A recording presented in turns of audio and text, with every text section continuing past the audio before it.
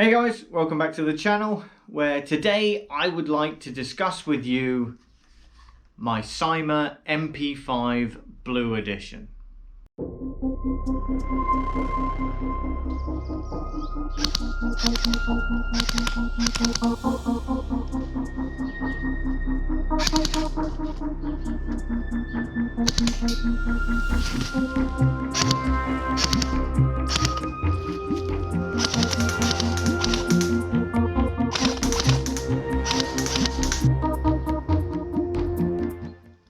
So, the MP5, in all honesty, probably needs no introduction whatsoever. It's featured in everything from Call of Duty to Battlefield.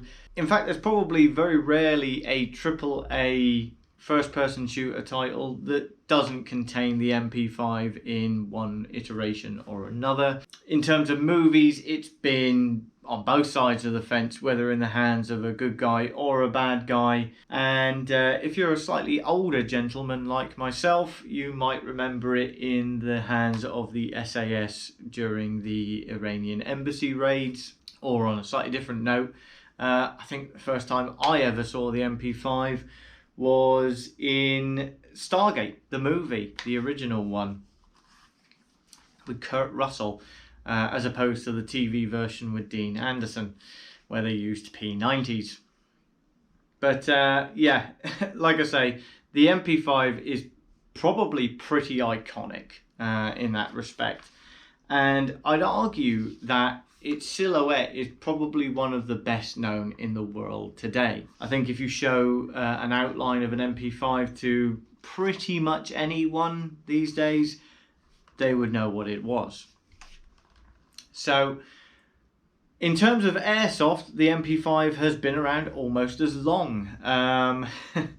Whether you're a Tokyo Marui fan and like their high cycle range, whether you go for a CYMA MP5, one of the sort of WE gas blowback variants, Jing Gongs for the sort of lower end market. Like I say, the MP5 has been everywhere and done everything.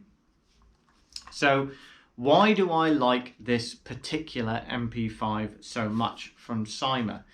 Well, to answer that, I think it's best that we work our way through the gun as ever, and we can take a look at the end of the day and go through all those lovely plus points about this particular weapon. So starting off as ever up at the front, and we are presented with this particularly nice flash hider. It's particularly nice for two reasons. A, it's authentic to the real thing, and B, we have a quick release system on this. So just by utilizing this little clip at the side, we can then rotate it through, I think it's about 45 degrees at minimum. Off she pops. It's a quick release, and then we're presented with a little thread protector that's just protecting our 14mm counterclockwise threads. So as I always say, if you've got anything in terms of a sort of standardized tracer, different flash hider, or you want to run a suppressor or anything like that, totally viable on these things. Stepping back a little bit, we are presented, and I'll just put this back on quickly, we are presented with standard HK MP5 style sights. And these are not just for the MP5, you'll see them on things like G3s and that kind of thing as well. And as you'd expect, very, very nice. Good sight range through the apertures at the rear, some sight adjustability depending on what you need it to do, and yeah, works great out of the box. I'd actually argue on a personal note that the MP5 looks best just running these. I think once you start slinging optics on the top, it takes away from some of that silhouette, and I kind of like the naked look of this particular thing. Personal issue only. But yeah, moving back beyond that, we are presented with an all-metal upper, which is a nice thing, not only in terms of authenticity and weight and feel, but it helps with the HK slap, which I know is important to all of you MP5 lovers out there. Now on this particular CYMA, everything in here is metal. So the actual mock charging bolt, charging handle is metal, and it reciprocates the little ejection port here, which is also metal. And as you'll see, it's quite nicely sprung. And that's important. While we're here, we'll just touch upon the fact that the hop-up adjustment is in there, as you would expect. But as I say, it's quite nicely sprung, and being metal on metal, you don't have to worry about the longevity of these things. This thing will take a good slap all day long, like so. And as you'll hear, the metal on metal gives a really nice positive clack. And yeah, again, adds to the authenticity, adds to the feel and the noise, and generally everything you want from the MP5. So moving back even further, we get a polymer lower, again authentic to the real MP5, and we are presented with ambidextrous controls, as you would expect. Now in terms of the controls,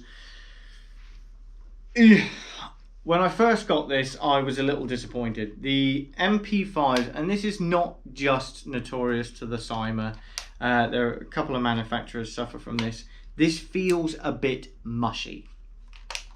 There are positive clicks when you're actually in, but in between, the whole thing just feels a bit questionable.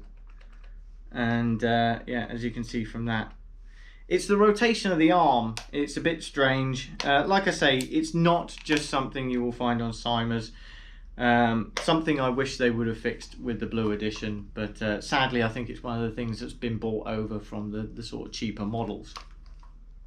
So yeah, fire controls, but everything else on point. Moving back forward, because I did neglect to speak about it in the first instance, let's talk about the polymer handguard.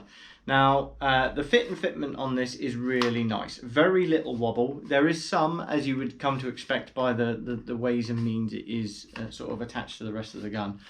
But all in all, one of the better MP5s I've dealt with. Now, the body pin here, removal of that will give us access to the small Tamiya connection underneath. And I would say that this is not a cavernous space. You are going to be looking for a smaller battery to go in this, whether it's a NIM or whether you can find a nice sort of 7.4 LiPo. You're going to want to stay on the slightly smaller side of things. In going back, touching upon the internals just briefly, there is no MOSFET in these. So you are going to want to still run a 7.4 no matter which sort of battery archetype you go for. Moving back, let's have a look at these magazines. Now, these particular magazines I've got are CYMA magazines as well. The gun does come with a fully metal mid-cap magazine, which is nice in its own right. But I'd have to say I do like these particular new 130 round mid-cap CYMA magazines with these nice sort of dummy rounds in them. It's only a small thing, but I just think it adds to the look of the weapon and adds a bit of authenticity maybe. I like authenticity. I like all things to look right. And for me, that ticks a lot of boxes. And they're slightly lighter than the metal mags as well. When you're talking about something that will fit in a pistol pouch, it's probably not a great deal of sort of problem for most people. But certainly, I've lent this gun out to my children, a couple of friends, and running sort of 5 or 6 of these makes a hell of a difference to sort of pouch weight and that kind of thing over the course of a day. So something to consider if this is a gun for a younger one or that kind of thing. Or a player of slight build, maybe. Right, let's move back again and talk about the retractable stock. Obviously, the CYMA Blue Edition does come in various states. You can sort of get the suppressed model at the front, you can get the sort of static stock at the rear, that kind of thing. For me, it was always going to be the retractable stock. Again, I think it's an SAS thing, and seeing it used in the Iranian embassy raid. And I'm really impressed with this. I've used a few MP5s before where the stock wobble has been pretty undeniable, really. But this is really, really good. Really nice and solid. There is some playing it. It's unavoidable with these type of systems. But all in all, very, very good. Very impressed with it and the fit and fitment. It's metal rails, polymer sort of rear section here, and a rubberized butt pad. And this is a really nice rubber texture, being concave as well. It shoulders really nicely, very, very grippy, and works superbly well. And it's a 3-position system at the rear here, which is ideal for a range of players. So like I say, I've lent this out to my kids and everything as well. My youngest is of sort of small stature, and he can sort of very, very comfortably run it either completely retracted or just out at the first setting. And yeah, it works great for every player of every size and caliber, really. So, the Blue Edition. Let's talk about what makes a Blue Edition in the first place. Well, it's the internals, fundamentally. Externally, the gun remains largely the same as the cheaper CYMA MP5s. But for the Blue Edition, all the business is on the inside. So we get upgraded piston cylinder, we get upgraded gears, metal gears and that kind of thing. And the whole fitment of everything is just a bit tighter, a bit nicer, a bit more polished, and it's just going to last that much longer. Are you going to get drastically better performance out of this than one of the cheaper ones? Arguably not drastic. It will be a better performing gun than the cheaper versions. Certainly like a Jingong or anything like that. But it's going to be in the longevity and the usability of the gun that this thing really excels. You can effectively run this all day long, and you know, be as hard wearing on it as you like, have as little mechanical sympathy for the thing as you like, and you know it's going to keep ticking. It's a real workhorse. And that's probably... It's probably safe to say that with the Blue Edition, CYMA have set themselves into the MP5 market in the same way that they have done with AKs in the past. So we've talked about before in my other videos, like best beginner guns and that kind of thing, that I feel like G&G have really cornered the market in terms of M4s for reliability at the lower price range and that kind of thing. But I would always go for a CYMA for an AK. And really, these Blue Editions, for me, set CYMA up for the MP5 market in that same way. And I would really, really honestly say, if you are looking for, and it's not dirt cheap, at £250, it is on average £100 more expensive than the real bottom end MP5s you can buy. But that extra £100 is well worth the investment in terms of what you're going to get, you know, longevity wise. And there is some performance benefits to be gained. The better cylinder and the seal that you get from that, better air pressure and that kind of thing. It's a more consistent weapon all out, and just really something you can rely upon game day after game day.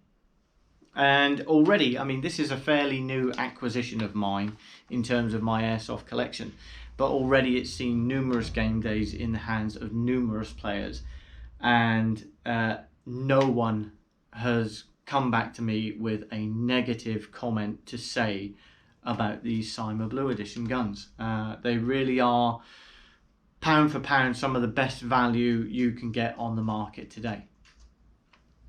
Okay, that's been my look at the CYMA MP5 Blue Edition. If it's been of any help to you in a future purchase or just for your general enjoyment, then as always, a like and a subscribe is always welcome. And I'll see you guys in the next one. Thank you.